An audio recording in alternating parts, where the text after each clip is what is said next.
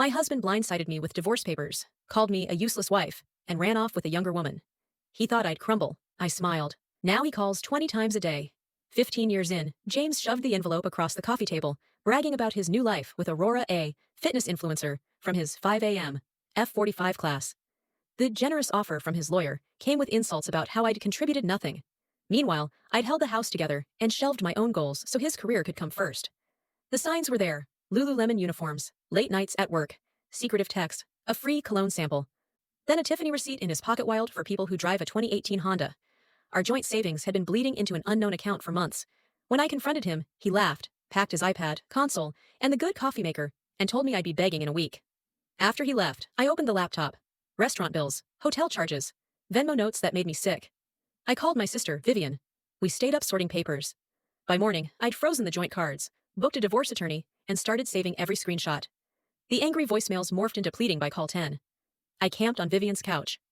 A 30 Amazon decline led the bank to show steady 200-300 withdrawals, labeled car maintenance and home repairs. Receipts surfaced from coffee shops near Aurora's place and movies I never attended. Vivian works at a bank. She called it financial abuse. I called it a wake-up.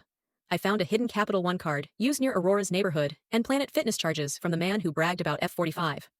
I opened my own account, learned the app, and discovered why he guarded our Netflix login. A profile for him and her. Classy. I landed a customer service job, pure coincidence. Same building as one of his biggest clients. Day 1. Elevator opens. James in his important meeting suit, Aurora behind him. He went pale. My manager noticed I'm meticulous and had me wrangle spreadsheets. I used the same skills to build a clean, dated paper trail for my lawyer. At mediation, we slid proof of every shady charge across the table, plus Peloton logs, showing James and Aurora riding in our house while I was away. He stuttered. Then Aurora realized he wasn't rich. The Tiffany ring was a knockoff he was still paying off.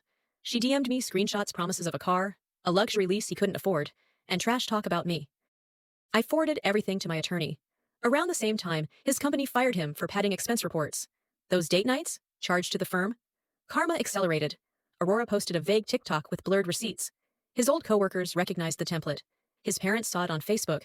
There was a blow-up at Olive Garden, and they took back the spare key. His Tesla got repossessed outside a Motel 6. I changed the streaming passwords and watched his login alerts ping, one by one. 6 months later, the divorce was finalized. No fireworks, just signatures. Aurora moved back to her parents. James rents a room and drives a beat-up Honda. He still sends drunk messages like, "You'll regret this." I block, delete, breathe. My life is quiet and mine. Plants that mostly live. Simple dinners I cook myself. Planet Fitness on weekends. Bills paid on time. At the bank, the same teller who opened my account said, "You look happier." I am. Full story with revenge on the channel link below.